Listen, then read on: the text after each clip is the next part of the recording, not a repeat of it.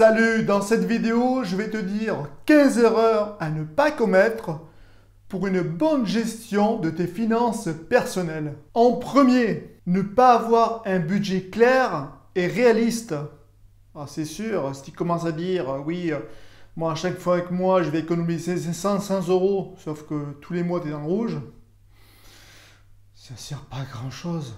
Donc, sois réaliste et fais un budget. Je t'ai fait des vidéos comment faire des budgets sur cette chaîne, donc n'hésite pas à les voir. Et je dirais en 1 bis. Allez.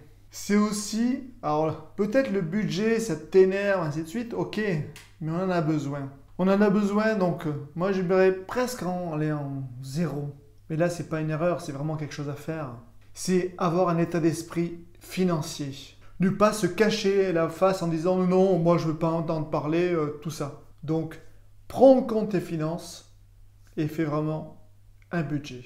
En 2, utiliser des cartes de crédit pour tes achats quotidiens. Ça accumule des dettes et franchement, c'est pas top. Alors, un peu dans l'immobilier, on appelait ça un peu des prêts toxiques, genre un prêt de ta voiture, un prêt à la consommation pour un ordinateur, tout ça. C'est pas des prêts super. Alors des fois on peut être contraint à en avoir, c'est sûr, surtout pour la voiture. Mais évite ça, ou en tout cas les rembourser le plus vite possible. En 3, ne pas épargner pour les urgences ou les imprévus. Et oui, ta machine à laver peut tomber en panne, ta voiture aussi, ton congélateur, peu importe. Si t'as pas de cette réserve de sécurité, ben, t'es dans le... En 4, ne pas investir dans un plan de retraite.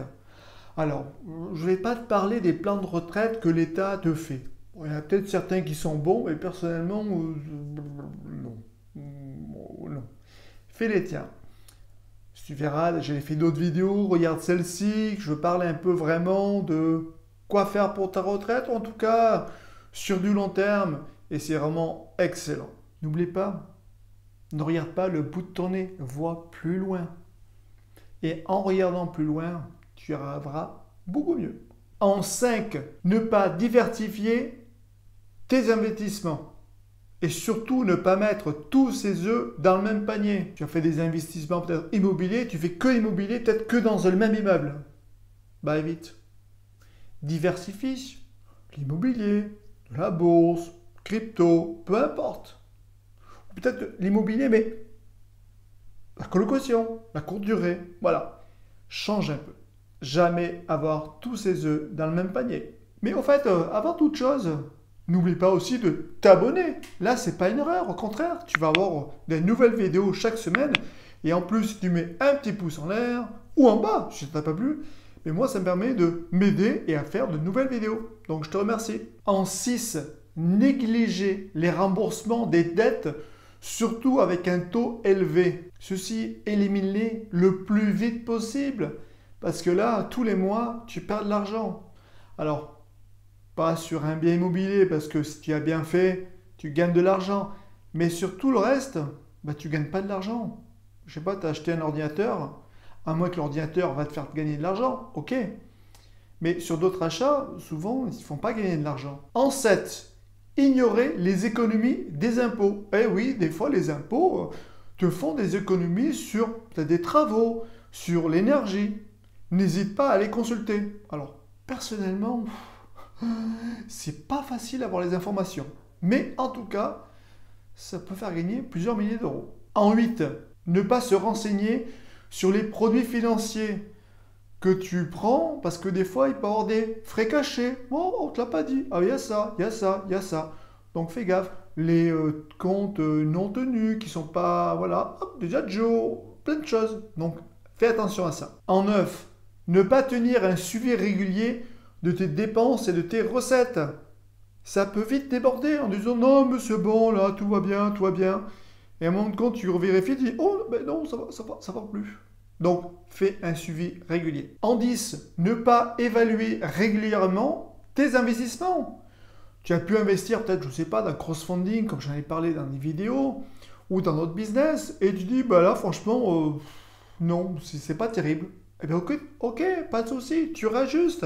Quand c'est fini, tu rebondis sur autre chose. En 11, souscrire à une assurance inutile ou alors surassurer. Donc là, pareil, pour te renseigner, il y a des moteurs en ligne qui permettent ça, mais il y a tellement de petits frais cachés ou de petits trucs. Souvent, c'est quand il y a un souci, il dit ah ben ça j'avais pas vu. Donc voilà, si tu as le courage de faire ça, c'est quand même bien. Parce que quand ça t'arrive, oh, tu dis oh bah oui, si j'avais pensé. Mais voilà, et surtout que c'est toujours écrit en tout petit. En 12, ne pas constituer un fonds d'urgence. C'est hyper important. Tu peux avoir des dépenses inhabituelles qui tombent. Si tu n'as pas une réserve de sécurité, tu fais comment? Un crédit à la consommation. Ce que malheureusement beaucoup de gens font. Et donc là, tu payes en plus. Donc, et une réserve de sécurité. En 13, j'aime bien ce truc-là parce que c'est tu vas laisser tes émotions sur les investissements. C'est-à-dire que faut pas que ça se fasse un investissement coup de cœur. Ah ouais, mais moi ça me plaît, ça me plaît. Non, réfléchis un peu là. Suis ton instinct, ça c'est sûr. Mais attention, les coups de cœur, ça peut être dangereux. En 14, j'avais noté ça, je dis bah ouais, pourquoi pas. C'est mis à jour régulièrement ton assurance vie et les bénéficiaires dessus. Oui, la vie change, évolue. Ça peut être intéressant. Sniff. Et en 15, ne pas avoir un plan d'action sur du long terme.